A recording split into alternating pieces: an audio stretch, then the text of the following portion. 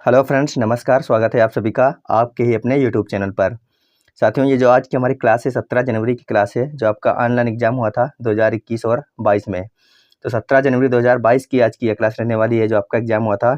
और हम लोग वो क्वेश्चन करने वाले हैं जो आपके CDP में 30 क्वेश्चन पूछे गए थे 17 जनवरी को।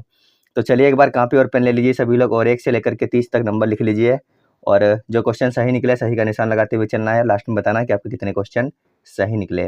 तो एक बार सेशन को सभी के पास में आप लोग शेयर कर दीजिए और वीडियो को लाइक कर लीजिए। गला थोड़ा सा ख़राब है क्योंकि जुकाम हो गया है, तो हो सकता है कि आपको कोई दिक्कत हो, लेकिन एडजस्ट कर लेना सभी लोग। तो चलिए शुरू करते हैं क्लास को। देखिए पहला क्वेश्चन लिखा है, बालकों के व्यक्तिगत विकास। क्या लिखा है? बालकों के व्यक्तिगत विकास। ऑप्शन देखिए लिखा है, के लिए विकासात्मक प्रतिमानों को उद्धृत करके सटीकता से व पक्के तौर पर भविष्यवाणी की जाती है। दूसरा ऑप्शन लिखा है, बालकों के व्यक्तिगत विकास के लिए पूर्वानुमान बिल्कुल नहीं लगाया जा सकता है। तीसरा ऑप्शन आपका लिखा है, बालकों के व्यक्तिगत विकास के लिए कुछ हद तक पूर्वानुमान लगाया जा सकता है, परंतु सभी बच्चों के विकास की दर अलग अलग होती है। चौथा ऑप्शन आपका लिखा है, बालकों के व्यक्तिगत विकास अव्यवस्थित व असतत होता है। तो सभी लोग बताइए क्वेश्चन नंबर 1 का सही आंसर क्या रहने वाला है। 17 जनवरी की आपकी शिफ्ट का ये 30 क्वेश्चन वो हैं जो आपके CDP में पूछे गए थे। फटाफट आंसर करिएगा, बहुत अच्छा क्वेश्चन है। उम्मीद है सभी लोग सही आंसर कर लेंगे। लिखा है, बालकों के व्यक्तिगत विकास। पहला ऑप्शन लिखा है, के लिए विकासात्मक प्रतिमानों को उद्धृत करके सटीकता से व पक्के तौर पर भविष्यवाणी की जा सकती है। क्या कोई भी व्यक्ति बिल्कुल सटीकता से व पक्के तौर पर भविष्यवाणी कर सकता है कि आपका लड़का बड़ा होकर डॉक्टर ही बनेगा, इंजीनियर बनेगा, या फिर क्या बनेगा, DM बनेगा? तो ऐसा कोई भी भविष्यवाणी नहीं कर सकता है सटीकता के साथ, यानी ऑप्शन नंबर ए आपका गलत है। दूसरा ऑप्शन लिखा है, बालकों के व्यक्तिगत विकास के लिए पूर्वानुमान बिल्कुल नहीं लगाया जा सकता है। तो ये कहना भी गलत है कि बिल्कुल भी नहीं लगाया जा सकता है, क्योंकि अनुमान थोड़ा बहुत लगाया जा सकता है। सी देखिए लिखा है, बालकों के व्यक्तिगत विकास के लिए कुछ हद तक पूर्वानुमान लगाया जा सकता है, परंतु सभी बच्चों के विकास की दर कैसी होती है? अलग अलग होती है। मान लीजिए कोई बालक 10 साल में जो है आपका, जिसका वजन 25 किलो भी हो सकता है और लंबाई ज़्यादा हो सकती है। कोई बालक 10 साल का होने पर जिसका वजन 30 किलो हो सकता है और लंबाई अलग हो सकती है। तो कुछ हद तक पूर्वानुमान लगाया जा सकता है व्यक्तिगत विकास के तौर पर देखा जाए तो, लेकिन सभी बच्चों के विकास की दर कैसी होती है? अलग अलग होती है। तो ऑप्शन नंबर सी बिल्कुल सही है। जिन लोगों ने ऑप्शन नंबर सी किया है क्वेश्चन नंबर 1 के लिए, उन लोगों का बिल्कुल सही आंसर हो जाएगा। जबकि ऑप्शन नंबर डी लिखा है, अव्यवस्थित व असतत होता है। तो ऑप्शन नंबर डी भी आपका गलत है। विकास कैसा होता है? व्यवस्थित होता है। और कैसा होता है? सतत होता है, निरंतर चलने वाली प्रक्रिया है। चलते हैं अपने अगले क्वेश्चन पर, क्वेश्चन नंबर 2। सभी लोग पढ़िए और आंसर कर दीजिए एक बार, सही आंसर क्या रहने वाला है।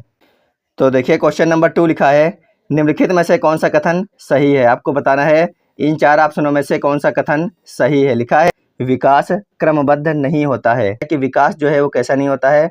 क्रमबद्ध नहीं होता है। जबकि हम लोगों ने पढ़ा है विकास कैसे होता है?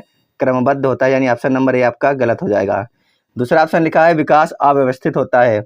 तो ऑप्शन नंबर बी आपका गलत हो जाएगा। विकास अव्यवस्थित नहीं होता है, विकास व्यवस्थित होता है। ऑप्शन नंबर सी लिखा है, विकास एक सतत प्रक्रिया है। यानी कि विकास क्या है? कंटिन्यू चलने वाली प्रक्रिया है, लगातार चलती रहती है, गर्भ से लेकर के मृत्यु तक। तो ऑप्शन नंबर सी आपका बिल्कुल सही है, और यही ऑप्शन जो है बिल्कुल सही हो जाएगा क्वेश्चन नंबर 2 के लिए। ऑप्शन नंबर डी आपका लिखा है, विकासात्मक प्रतिमान सांस्कृतिक परिवेश से प्रभावित नहीं होते हैं। हमें पता है कि जो हमारा विकास होता है, जब कोई बालक जहाँ पर जन्म लेता है, तो उसका जो परिवेश होता है, जहाँ पर वो रहता है, खाता है, पीता है, बड़ा होता है, उसका प्रभाव जरूर उस बालक के ऊपर पड़ता है। लेकिन यहाँ पे लिखा है नहीं होते हैं, यानी कि उसके परिवेश का उसके ऊपर कोई भी जो है प्रभाव नहीं पड़ता है। तो ये भी गलत हो जाएगा, जबकि उसके परिवेश का बालक के विकास में जरूर क्या होता है? प्रभाव पड़ता है। चलते हैं क्वेश्चन नंबर 3 पर। उम्मीद है सभी लोगों ने दोनों के दोनों क्वेश्चन सही कर लिए होंगे। क्वेश्चन नंबर 3 पढ़िए और सही आंसर करने की कोशिश कीजिएगा सभी लोग। ये शिफ्ट है 17 जनवरी की। देखिए क्या लिखा है क्वेश्चन नंबर 3। गला थोड़ा सा ख़राब है जुकाम के चलते, तो आप लोग देखिए इसको पढ़िए आराम से। लिखा है, बच्चे अपने समाज के बारे में ज्ञान, रहने, कौशल, मूल्य, रीतियाँ किससे सीखते हैं? बच्चे अपने समाज के बारे में ज्ञान, रहने के कौशल, मूल्य और रीतियाँ किससे सीखते हैं? आस पड़ोस से सीखते हैं, धर्म से सीखते हैं, स्कूल से सीखते हैं, या फिर समकक्षीय समूह से सीखते हैं? सभी लोग आंसर करेंगे क्वेश्चन नंबर 3 के लिए। बहुत ही अच्छा क्वेश्चन। इस प्रकार के क्वेश्चन आपको हर शिफ्ट में देखने को मिले थे। तो जो लोग थोड़ा बहुत भी पढ़ के गए थे CDP को, उन लोगों ने इस प्रकार के क्वेश्चन जरूर ही सही कर लिए होंगे। जो बच्चे होते हैं वो समाज के बारे में ज्ञान, रहा कैसे जाता है, कौन कौन से मूल्य हैं रहने के, क्या हमारी रीतियाँ हैं, कौन से त्यौहार हैं, कौन से पर्व हैं, किसको नमस्कार बोलना है, किसके पैर छूना है, ये सब कहाँ से सीखते हैं? ये सब सीखते हैं अपने आस पड़ोस से, अपने धर्म से, अपने स्कूल में उनको भी ये सब चीज़ें पढ़ाई जाती हैं कि आप किस प्रकार से रहते हैं, कहाँ पे मकान जो है लकड़ी के बनाए जाते हैं, कहाँ पर पत्थर के बनाए जाते हैं। और जो समकक्षी समूह होता है यानी आपस में जो बात करते हैं उससे भी बच्चे काफ़ी कुछ सीखते हैं। और धर्म हमें क्या सिखाता है कि हम किस धर्म से हैं, हमारा धर्म है उसमें कौन से त्यौहार मनाए जाते हैं, कौन से पर्व मनाए जाते हैं, और हमें अपने धर्म की रक्षा किस प्रकार से करनी चाहिए, हमें क्या करना है क्या नहीं करना है। तो इस क्वेश्चन के लिए ऑप्शन नंबर डी बिल्कुल सही हो जाएगा। ये चारों के चारों ऑप्शन बिल्कुल सही हैं। जिन लोगों ने ऑप्शन नंबर डी कर लिया था उनका बिल्कुल सही क्वेश्चन हो जाएगा। चलते हैं अपने अगले क्वेश्चन पर, क्वेश्चन नंबर 4 सभी लोग पढ़ेंगे और आंसर करेंगे क्वेश्चन नंबर 4 का। देखिए लिखा है, जीन पियाजे के सिद्धांतों के अनुसार अनुकूलन किन दो मूल प्रक्रियाओं को समाहित करता है। सभी लोग आंसर करेंगे, जीन पियाजे के सिद्धांतों के अनुसार अनुकूलन किन दो मूल प्रक्रियाओं को समाहित करता है। पहला ऑप्शन आपका लिखा है समायोजन व समावेशन, दूसरा ऑप्शन है आपका संतुलीकरण एवं संगठन। जो ऑप्शन है आपका वो ये है कि समायोजन एवं संतुलीकरण, जबकि आपका ऑप्शन नंबर 4 लिखा है समावेशन एवं संगठन। तो आंसर करिए सभी लोग एक बार क्वेश्चन नंबर 4 का। जीन पियाजे के सिद्धांतों के अनुसार अनुकूलन किन दो प्रक्रियाओं को समाहित करता है।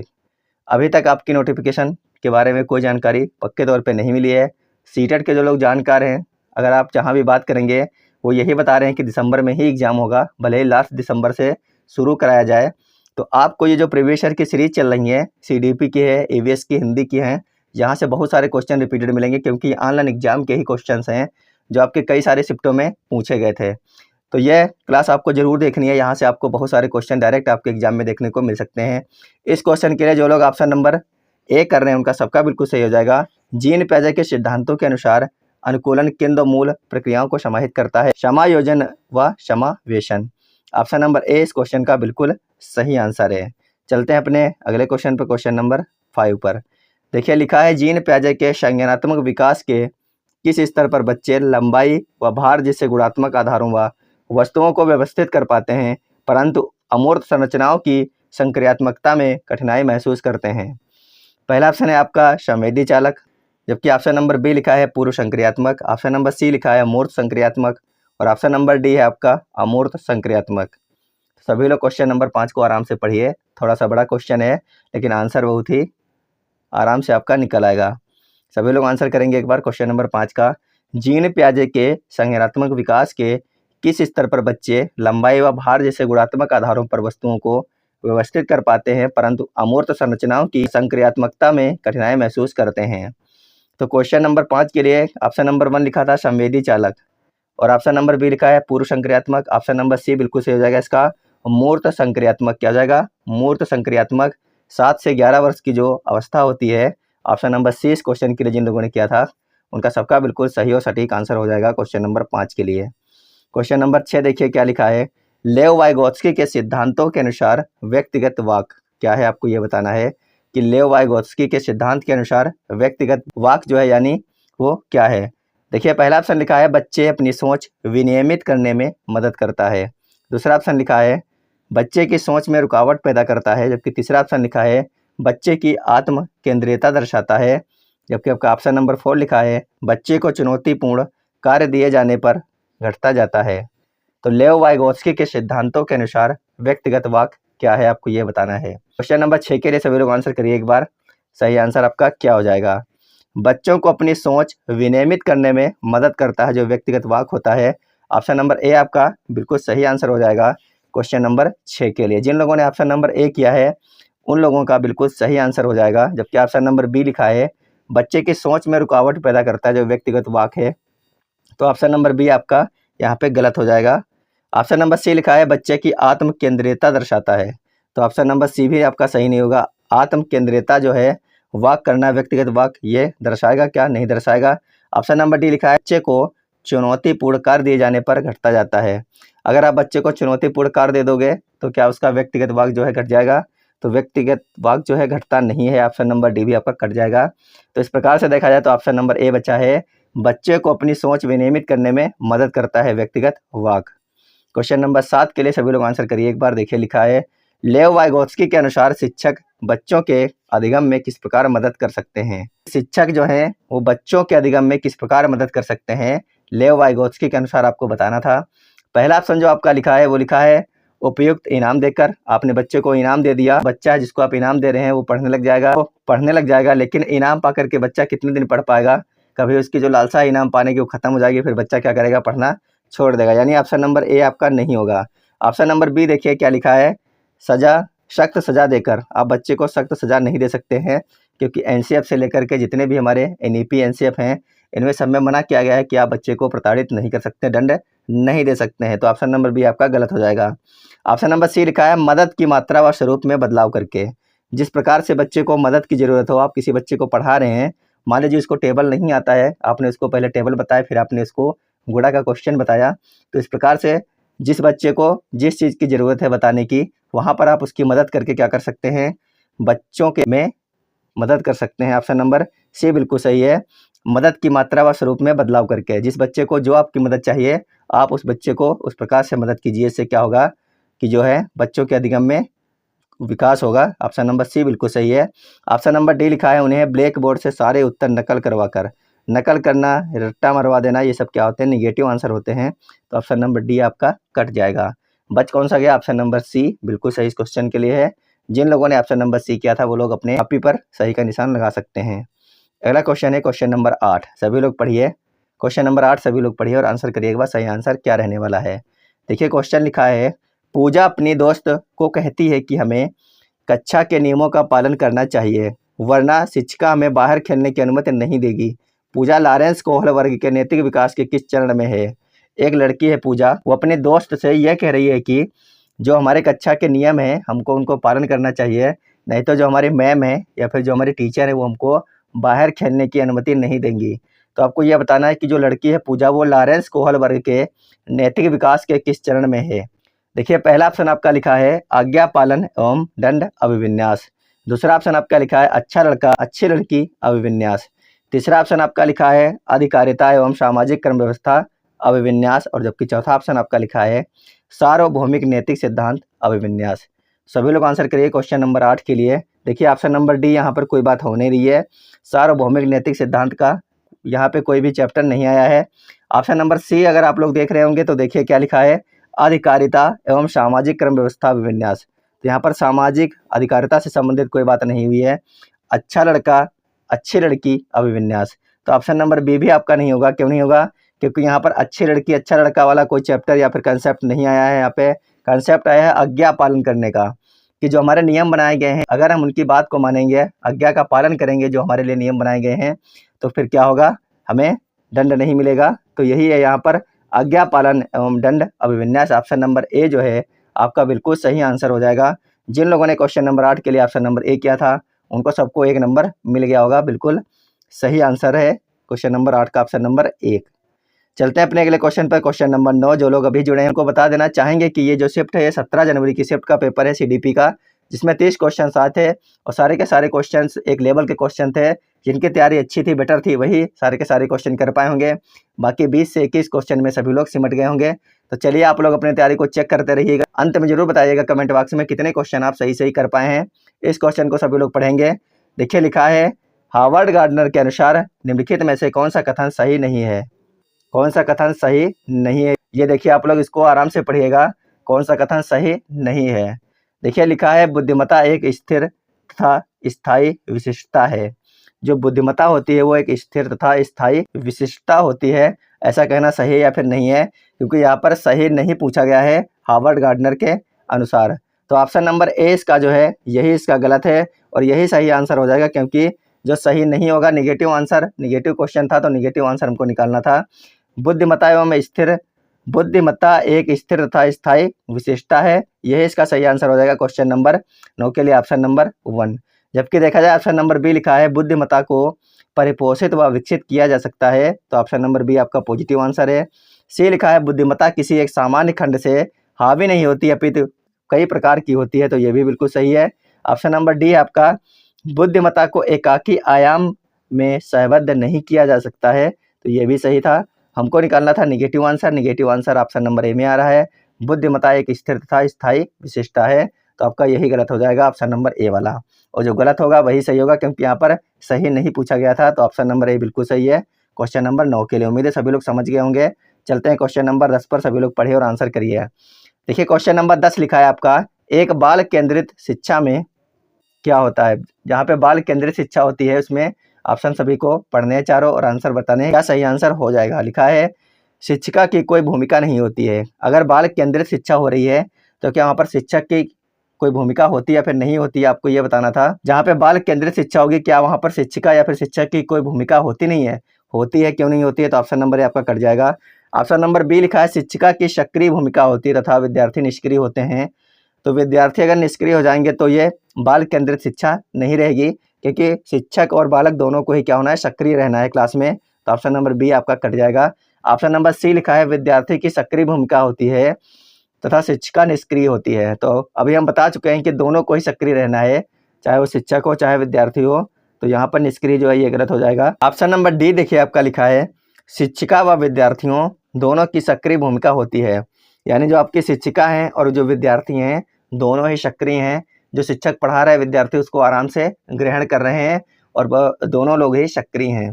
तो ऑप्शन नंबर डी इस क्वेश्चन का बिल्कुल सही हो जाएगा। अगर तो आवाज़ में कोई दिक्कत लग रही है तो आपको बता दें कि हमें जुकाम हो चुका है काफ़ी तेज़, तो गला थोड़ा सा कैसा है, ख़राब हो चुका है, तो एडजस्ट करिएगा आज सभी लोग। तो इस क्वेश्चन के लिए जिन लोगों ने ऑप्शन नंबर डी किया है उनका सबका बिल्कुल सही आंसर हो जाएगा। चलते हैं क्वेश्चन नंबर 11 पे। इस प्रकार के क्वेश्चन आपके हर शिफ्ट में 1 से 2 बने थे। सभी लोग बताइएगा इसका सही आंसर क्या रहने वाला है। देखिए कथन क्या लिखा है, कक्षाओं में लड़के गणित व विज्ञान में लड़कियों से सही बेहतर प्रदर्शन करने की क्षमता रखते हैं। क्वेश्चन कथन में कह रहा है कि जो लड़के होते हैं वो गणित और विज्ञान में लड़कियों से कहीं ज़्यादा क्वेश्चन करने की या फिर पढ़ने की क्षमता रखते हैं। इसका जो तर्क है वो देखिए लिखा है, लड़कों में लड़कियों की अपेक्षा गणितीय तर्क व वैज्ञानिक क्षमताएं सहज रूप से मौजूद होती हैं। तर्क ये दे रहा है कि जो लड़के होते हैं उनके अंदर प्राकृतिक यानी कि सहज रूप से मैथ और साइंस की जो हैं गणितीय तर्क हैं वो वैज्ञानिक क्षमताएं सहज रूप से मौजूद होती हैं। तर्क और जो कथन है दोनों ही इसमें गलत हैं, क्योंकि हमें पता है कि जो हमारी क्लास है वो कैसी क्लास है, समावेशी क्लास है। चाहे कोई लड़का हो चाहे लड़की हो, हमें किसी को ये नहीं बोलना है कि तुम लड़की हो तो मैथ और साइंस नहीं पढ़ पाओगी, अगर तुम लड़का हो तो तुम जो है हिंदी और इंग्लिश नहीं पढ़ पाओगे। तो ऐसा कुछ नहीं करना है। लड़के और लड़की सभी को एक समान मानना है और सभी को एक समान पढ़ाना है, चाहे वो मैथ पढ़े चाहे वो साइंस पढ़े। तो क्वेश्चन नंबर 11 के लिए ऑप्शन नंबर डी बिल्कुल सही होगा। ए और आर दोनों गलत हैं। क्यों गलत है, क्योंकि इसमें भेदभाव किया जा रहा है लड़के और लड़कियों में, इसीलिए इस क्वेश्चन का ऑप्शन नंबर डी बिल्कुल सही हो जाएगा। जिन लोगों ने ऑप्शन नंबर डी किया है क्वेश्चन नंबर 11 का, उनका सबका बिल्कुल सही आंसर हो जाएगा। उम्मीद है सभी लोगों ने सही आंसर कर भी लिया होगा। चलते हैं क्वेश्चन नंबर 12 पर। सभी लोग पढ़िए और आंसर करिए, काफ़ी अच्छा और आसान क्वेश्चन भी है। लिखा है राष्ट्रीय शिक्षा नीति 2020 किस पर जोर देती है। पहला ऑप्शन लिखा है पाठ्यचर्या का लचीलापन, दूसरा ऑप्शन लिखा है पाठ्यचर्या का मानकीकरण, तीसरा ऑप्शन लिखा है पाठ्य पुस्तकों का गैर संदर्भीकरण। पाठ्य पुस्तकों का गैर संदर्भीकरण, इस पर जोर क्यों देगी, गैर संदर्भीकरण पर जोर नहीं देती है। ऑप्शन नंबर डी लिखा है पाठ्य पुस्तकों को रटकर याद करना, तो रट्टा मारना हमें क्या करना है, अवॉइड करना है। ये नेगेटिव जो है आंसर होते हैं, इनको देखते ही हमें काट देना है। ऑप्शन नंबर ए लिखा है पाठ्यचर्या का लचीलापन, तो ऑप्शन नंबर ए बिल्कुल सही हो जाएगा क्वेश्चन नंबर 12 के लिए। जिन लोगों ने ऑप्शन नंबर ए किया है उनका सबका बिल्कुल सही आंसर यहाँ पर हो जाएगा। राष्ट्रीय शिक्षा नीति 2020 जोर देती है कि जो हमारी पाठ्यचर्या है वो कैसी होनी चाहिए, बालकों के अनुसार होनी चाहिए।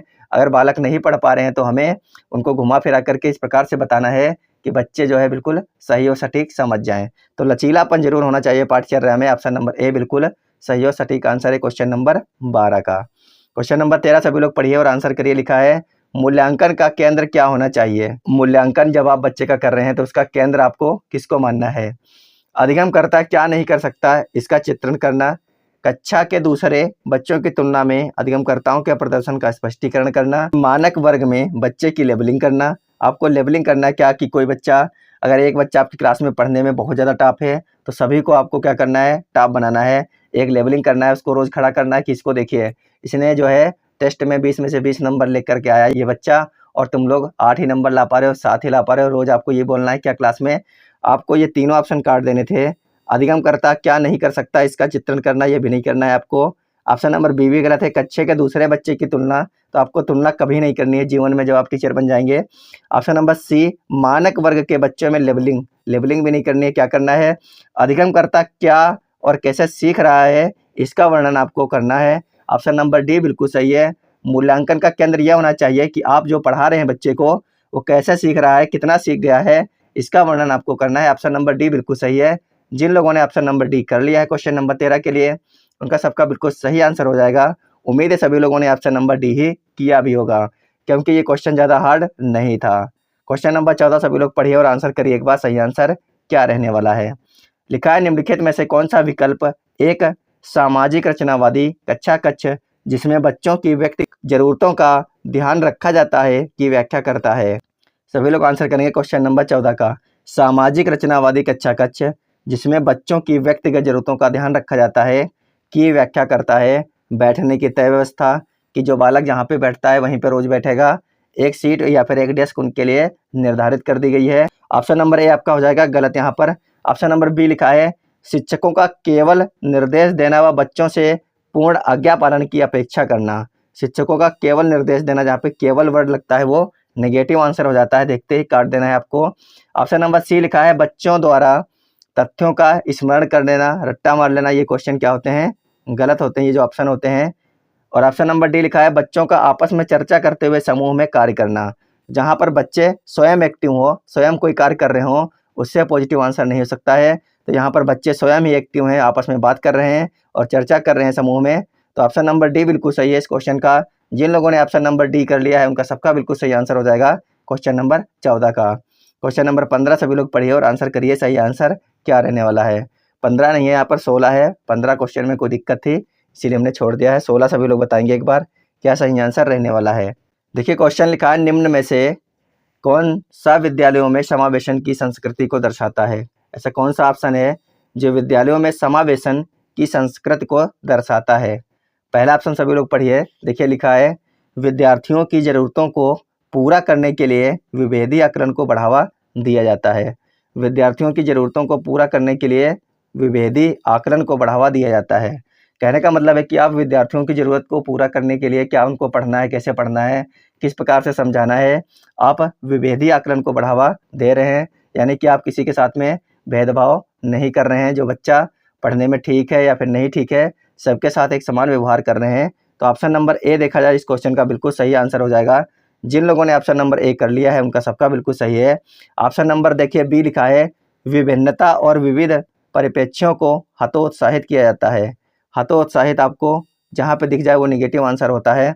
ऑप्शन नंबर सी देखिए लिखा है, विद्यालय में कुछ विद्यार्थी ही अभिवादित और समाहित महसूस करते हैं। विद्यालय में अगर कुछ विद्यार्थी ही अभिवादित और समाहित महसूस करते हैं, बाकी जो विद्यार्थी हैं वो क्या महसूस करेंगे। यानी ऑप्शन नंबर सी भी आपका गलत हो जाएगा। यहाँ पर सभी विद्यार्थियों को क्या करना है, अभिभावित और समाहित महसूस अगर करते हैं तभी यह जो आंसर है सही होता, अन्यथा ये गलत हो जाएगा। क्योंकि विद्यालय में कुछ बालक ही अगर पढ़ पा रहे हैं, कुछ बालक ही समझ पा रहे हैं, तो ऐसी शिक्षा का कोई मतलब नहीं है। आगे देखिए लिखा है, विद्यार्थियों को उनकी योग्यताओं के आधार पर स्थायी समूह में बांटा जाता है। उनकी योग्यताओं के हिसाब से आप उनको समूह में बांट के बिठाएंगे कि तुम पढ़ने में अच्छे हो तो 4 लोगों की तरफ बैठो, तुम लोग अच्छे नहीं हो पढ़ने में तो तुम लोग पीछे बैठोगे। तो आपको ये भी नहीं करना है, ऑप्शन नंबर डी भी आपको काट देना था। आपके पास ऑप्शन नंबर ए ही बचता लास्ट में। अगर आप देखेंगे तो ऑप्शन नंबर ए इस क्वेश्चन का बिल्कुल सही है। जिन लोगों ने ऑप्शन नंबर ए किया था उनका सबका बिल्कुल सही आंसर होने वाला है। अगला क्वेश्चन है क्वेश्चन नंबर 17, सांस्कृतिक रूप से विविध विद्यार्थियों वाली कक्षा में एक शिक्षक को निम्नलिखित में से किससे बचना चाहिए। सांस्कृतिक रूप से विविध विद्यार्थियों वाली कक्षा में एक शिक्षक को निम्नलिखित में से किससे बचना चाहिए, आपको ये बताना है। आपकी कक्षा कैसी है, कई सारे धर्म जाति के विद्यार्थी आपकी कक्षा में बैठे हैं, तो आपको उस कक्षा में क्या नहीं करना या फिर किस चीज़ से बचना है। पहला ऑप्शन लिखा है, चर्चा में विविध संस्कृतियों के उदाहरण को लाना। तो ऑप्शन नंबर ए तो आपका पॉजिटिव है, तो ये बिल्कुल सही है, लेकिन ये इसका आंसर नहीं हो क्योंकि हमें इसको नेगेटिव आंसर देना है, इस क्वेश्चन के लिए है। तो ऑप्शन नंबर ए आपका सही है कि अगर आपकी कक्षा में बहुत सारे धर्म जाति के विद्यार्थी हैं, जब भी आप पढ़ाएंगे या फिर चर्चा करेंगे तो सभी धर्म या सभी जाति की कर रहे हैं तो सही आंसर होगा। लेकिन हमें नेगेटिव आंसर निकालना है इस क्वेश्चन के लिए, तो ऑप्शन नंबर बी हमें देखना पड़ेगा। लिखा है, प्रभावी संस्कृति के लिए उपयुक्त पाठ्यक्रम और शिक्षण शैली विकसित करना। प्रभावी संस्कृति के लिए यानी जो संस्कृत समाज में सबसे ज़्यादा प्रभाव डालती है, क्या उसके लिए पाठ्यक्रम और शिक्षण शैली विकसित करना है हमें। ऐसा हमें कुछ नहीं करना है क्योंकि हमारी क्लास कैसी है, हर एक धर्म हर एक जाति को एक समान मानने वाली है। प्रभावी संस्कृत के लिए हमें कुछ नहीं करना है। ऐसी संस्कृत जो सबसे ज़्यादा प्रभावी है, सिर्फ हम उसी को ध्यान में रख करके अपना पाठ्यक्रम पढ़ा रहे हैं या फिर शिक्षण शैली को विकसित कर रहे हैं। तो ऑप्शन नंबर बी इस क्वेश्चन का सही है। शिक्षक को ऑप्शन नंबर बी से बचना है। प्रभावी संस्कृत के लिए उपयुक्त पाठ्यक्रम और शिक्षण शैली को विकसित नहीं करना है। जिन लोगों ने क्वेश्चन नंबर 17 के लिए ऑप्शन नंबर बी किया था उन लोगों का बिल्कुल सही आंसर हो गया होगा। यहाँ पर ऑप्शन नंबर सी देखिए लिखा है, विद्यार्थियों को अपनी संस्कृत की अनूठी विशेषताओं को साझा करने के लिए प्रोत्साहित करना चाहिए। तो ये जो है ऑप्शन नंबर सी ये पॉजिटिव आंसर है, इसीलिए ये होगा नहीं, क्योंकि हमें ये बताना था कि किससे बचना है। तो ऑप्शन नंबर सी भी आपका सही है कि जितने भी विद्यार्थी हैं आपस में चर्चा कर रहे हैं और अपने अपने धर्म और जात की चीज़ों को बता रहे हैं कि हमारे यहाँ अगर जो लोहड़ी त्यौहार होता है तो हम उसमें पट्टी खाते हैं, मूंगफली बांटी जाती हैं, ये किया जाता है, वो किया जाता है। तो आपस में चर्चा करना अच्छी बात है, यानी कि पॉजिटिव आंसर है। हमें निगेटिव आंसर बताना था, तो हमारा ऑप्शन नंबर भी सही है। चलते हैं अगले क्वेश्चन पे। क्वेश्चन नंबर 18 सभी लोग पढ़िए और आंसर करिए एक बार, सही आंसर क्या रहने वाला है। गला खराब है जुकाम के चलते, तो एडजस्ट करिएगा सभी लोग एक बार। देखिए क्वेश्चन लिखा है, निम्नलिखित में से विद्यार्थी की अक्षरों और शब्दों को पढ़ने, उनकी व्याख्या करने और उन्हें समझने की क्षमता सीधे प्रभावित होती है। आपको यह बताना है कि निम्नलिखित ऑप्शनों में से ऐसा कौन सा ऑप्शन है जिससे विद्यार्थी की अक्षर और शब्दों को पढ़ने, उनकी व्याख्या करने और उन्हें समझने की क्षमता सीधे प्रभावित होती है। क्या वो गुणज वैकल्य है, लेखन वैकल्य है, वाचन वैकल्य या फिर गति समन्वय वैकल्य है। सभी लोग आंसर करेंगे क्वेश्चन नंबर 18 के लिए सही आंसर क्या हो जाएगा। तो यहाँ पर देखा जाए तो जिन लोगों ने ऑप्शन नंबर सी किया है उनका बिल्कुल सही हो जाएगा, वाचन वैकल्य हो जाएगा। क्या हो जाएगा? वाचन वैकल्य हो जाएगा, डिसलेक्सिया हो जाएगा। यहाँ पर ऑप्शन नंबर सी जिन लोगों ने किया क्वेश्चन नंबर 18 का उन्हीं का सही आंसर है। बाकी अगर आपने अदर कोई ऑप्शन किया था तो आपका गलत हो जाएगा। क्वेश्चन नंबर 19 पढ़िएगा एक बार सभी लोग और आंसर करिएगा। लिखा है, गतिक दिव्यांगता वाले विद्यार्थियों का सफल समावेशन सुनिश्चित करने के लिए निम्न में से किससे बचना महत्वपूर्ण है। क्वेश्चन है कि गतिक दिव्यांगता यानी ऐसे छात्र जो चलने या फिर हाथ उठाने या फिर लिखने में दिक्कत है जिनको, उनके सफल समावेशन सुनिश्चित करने के लिए निम्न में से आपको किससे बचना महत्वपूर्ण है। पहला ऑप्शन लिखा है, ऊपरी मंजिल पर कक्षाओं, पुस्तकालय और प्रयोगशाला का आवंटन करना। अगर किसी छात्र को चलने में ही दिक्कत है और उसकी आपने क्लास क्या कर दी, ऊपरी मंजिल पर लगा दी, तीसरी मंजिल पे, चौथी मंजिल पे, तो जा ही नहीं पाएगा। यानी आपको इसी से बचना है। ऑप्शन नंबर ए आपका बिल्कुल सही आंसर है। हमें निगेटिव आंसर ही निकालना होता है जहाँ पे लिखा होता है बचना है या फिर नहीं है। तो ऑप्शन नंबर ए बिल्कुल सही है। जिस छात्र को चलने में ही दिक्कत हो उसकी अगर आपने क्लास को सबसे ऊपरी मंजिल पर ही लगा दिया तो फिर फ़ायदा क्या हुआ। तो आपको इसी से बचना है कि उसकी क्लास को कहाँ पे लगानी है, सुव्यवस्थित रूप से आपको नीचे रखनी है। ऑप्शन नंबर ए इस क्वेश्चन का बिल्कुल सही आंसर है। सभी लोग देखिए क्वेश्चन नंबर 20 इसको पढ़िए और सभी लोग आंसर करने की कोशिश कीजिए। सही आंसर करिएगा क्वेश्चन नंबर 20 के लिए। देखिए क्वेश्चन लिखा है, निम्नलिखित में से कौन सी सृजनात्मक विद्यार्थी की पहचान संबंधी विशेषता नहीं है। आपको यहाँ पे यह बताना है कि इनमें से ऐसी कौन सी विशेषता इस प्रकार की है जो कि सृजनात्मक विद्यार्थी की पहचान नहीं करती है। पहला ऑप्शन लिखा है, उच्च क्रम समस्या समाधान, यानी कि ऊंची ऊंची समस्याओं का समाधान कर लेना। यानी कि ये जो है एक अच्छे विद्यार्थी की पहचान है कि अगर उसके सामने कठिन से कठिन क्वेश्चन भी आ रहा है तो उसका समाधान कर ले रहा है। लेकिन हमको यहाँ पर नेगेटिव आंसर निकालना है नहीं में। देखिए दूसरा ऑप्शन लिखा है अभिसारी सोच, तीसरा ऑप्शन लिखा है नवाचारी सोच, यानी कि वो नए नए प्रयोग कर पा रहा है अपने पाठ्यक्रम में। तो ऑप्शन नंबर सी भी सही है, ए भी सही है। और ऑप्शन नंबर डी लिखा है जिज्ञासा की प्रबल संभावना। विद्यार्थी जिज्ञासु है और उसकी जो जिज्ञासा होती है वो प्रबल संभावना में बदल जाती है, यानी इसकी जिज्ञासा प्रबल संभावना वाली है। तो ऑप्शन नंबर बी आपका गलत हो जाएगा यहाँ पर, और हमें गलत आंसर ही निकालना था अभिसारी सोच। जिन लोगों ने ऑप्शन नंबर बी कर लिया था उनका सबका बिल्कुल सही आंसर हो जाएगा। बाकी तीनों ऑप्शन पॉजिटिव हैं जबकि ऑप्शन नंबर बी आपका नेगेटिव आंसर है। तो यहाँ पे नेगेटिव पूछा गया है कि विद्यार्थी की पहचान संबंधी विशेषता नहीं है, यानी ऑप्शन नंबर बी इस क्वेश्चन का बिल्कुल सही आंसर हो जाएगा। पहले क्वेश्चन नंबर 21 पढ़िएगा और आंसर कीजिएगा एक बार। देखिए लिखा है, किसी विशेष विषय वस्तु को लंबे समय तक स्मरण रखने को सुसाध्य करने हेतु एक शिक्षक को निम्नलिखित में से किस रणनीति से बचना चाहिए। सभी लोग आंसर करिए। नेगेटिव आंसर निकालना है, किस रणनीति से बचना चाहिए। क्वेश्चन क्या था कि किसी विशेष विषय वस्तु को लंबे समय तक स्मरण रखने को सुसाध्य करने हेतु एक शिक्षक को निम्नलिखित में से किस रणनीति से बचना चाहिए। क्वेश्चन नंबर 21 का सभी लोग आंसर करिएगा। लिखा है स्मृति सहायक विधियां लागू करना। ऑप्शन नंबर बी लिखा है संगठनात्मक चार्ट बनाना। ऑप्शन नंबर सी लिखा है असंबद्ध शब्द प्रस्तुत करना, जिसका कोई संबंध ही नहीं है ऐसे शब्दों को प्रस्तुत करना। ऑप्शन नंबर सी आपका नेगेटिव आंसर है। ऑप्शन नंबर डी लिखा है मानसिक चित्र का उपयोग करना, तो ये भी पॉजिटिव है। ए वाला भी पॉजिटिव है, बी वाला भी पॉजिटिव है, जबकि सी वाला जो आपका निगेटिव आंसर है। तो जिन लोगों ने ऑप्शन नंबर सी किया था इस क्वेश्चन का, उन्हीं का बिल्कुल सही आंसर होगा। बाकी अगर आपने अदर कोई आंसर किया था तो आपका गलत हो गया होगा। चलते हैं अपने अगले क्वेश्चन पर, क्वेश्चन नंबर 22। ये जो शिफ्ट है, ये 17 जनवरी की शिफ्ट का CDP के जितने भी क्वेश्चन आए थे 30 के 30 क्वेश्चन है यहाँ पर। उम्मीद है कि आपके 30 में से 26 से 28 क्वेश्चन सही करेंगे 30 में से। तो चलिए इस क्वेश्चन का आंसर दीजिए एक बार सभी लोग। लिखा है जब सीखी जाने वाली सामग्री ... हो तो विद्यार्थी बेहतर सीखते हैं। जटिल और व्यापक हो।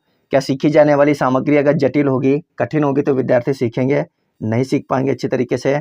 ऑप्शन नंबर बी लिखा है मौजूदा ज्ञान से जुड़ी हो। बच्चों के ऐसे ज्ञान के साथ जुड़ी होनी चाहिए सीखी जाने वाली सामग्री जो बच्चों को ज्ञान पहले से है।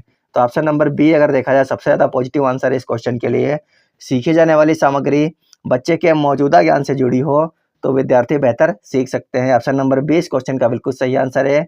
जबकि ऑप्शन नंबर सी लिखा है अव्यवस्थित और असंगठित हो। तो जो चीज़ पहले से ही अव्यवस्थित है और संगठित नहीं है, उससे विद्यार्थी नहीं सीख पाएंगे।